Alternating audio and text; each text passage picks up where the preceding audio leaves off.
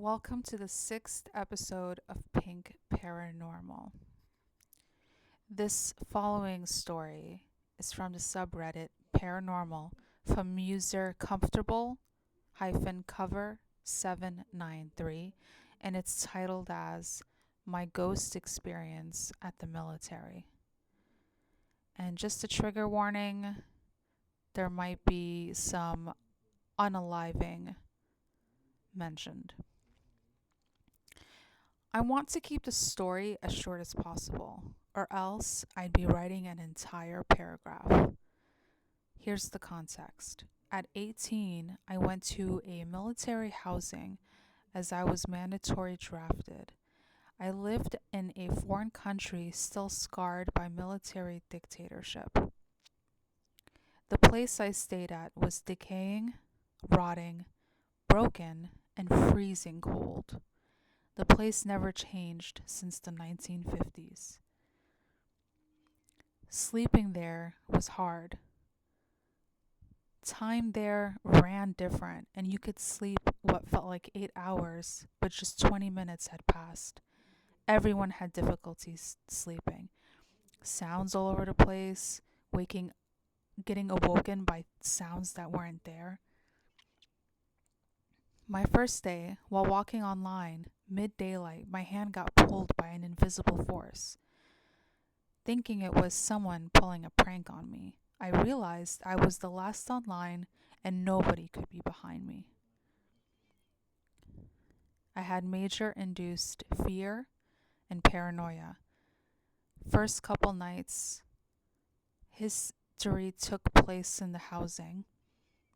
Couple of our colleagues, scared to death, mentioned seeing masked men and overhearing conversations about taking one of us and torturing us on the other soldiers' room. This is just a quick side note. There's a lot of grammar and spelling issues here. So, um, as this person mentioned, they live in a foreign country. So, yeah, just keep that in mind. So, I'm going to repeat that sentence again. Overhearing conversations about taking one of us and torturing us in the other soldiers' room. That when checked, it was empty. I didn't believe that at first. I thought it was a joke and I didn't take it seriously. But they were. They made sound traps over the doors and didn't sleep that night. The cold was extreme no matter how many blankets you took. Another night that seemed endless went by. Next day, anxiety took over. The key of the locker I gave to my colleague disappeared. Day gone with extreme pressure and fear. We needed to open the locker at all costs, but the key was nowhere to be found. As we were trying to find the key, a rusty dagger was found. Something impossible to be there. We handed it to the sergeants, got a sermon, suspected we brought it, but nothing serious. At the end, we got no options but to rip the locker door open, and there was the key, mysteriously inside the locker, after swearing we stayed with it. As I stayed there, I got worse. My limbs hurt like hell. I couldn't sleep, vivid dreams, random, unaliving thoughts. I never had it was strong like an urge. The feeling of doom took over the place, but I remained strong. Even though I reached a point I couldn't eat anymore, my teeth hurt, my eyes watered at random times, and eating made me feel like vomit.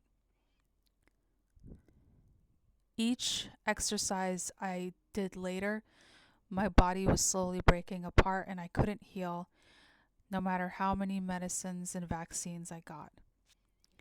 On the last day, I woke up in the middle of the night, sleepless again, but now with a shiver in my spine.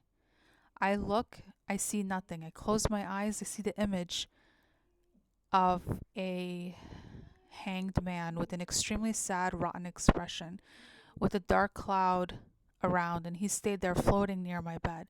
I turned away, holding to not just get up and run out of here to alert the guards, but I hoped it was sleep paralysis or even insanity, anything to deny the fact that what was behind me. It slowly floated back, and more of it was getting behind of the bunk beds to look at me. And slowly he went all too behind the wall and melted in his cloud of rotten black smoke. I woke up the next day as I was sent home because my legs became injured enough that I couldn't exercise anymore.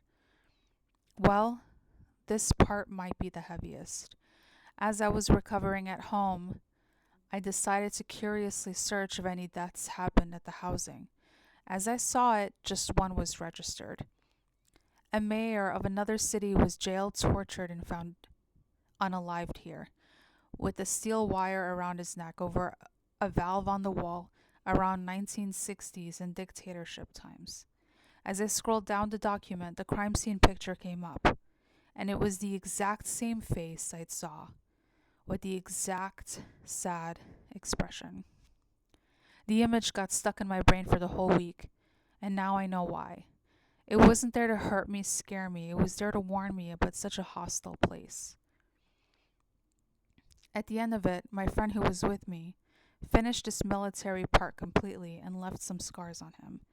He was left with alcoholism, and he witnessed the sight of terrible things that happened there. Unaliving attempts, people going insane and hurting themselves, the night torments, and the same spirit entering the bunk beds room. Unfortunately, after all the ghost stories I witnessed, this didn't have a happy ending, but instead its echoes of violence and torture of my country reflected upon us. I hope the souls on that one place they find peace. So do I and everyone that went through that. 'Cause ever since I can't sleep in the dark, nor my friend can, because after all they're still around and they sneak up on us at the dark. Even though they might be innocent, their suffering is immune to time and beyond life. Well, that was really sad, but I'm going to assume that you weren't here for a lovey-dovey ending.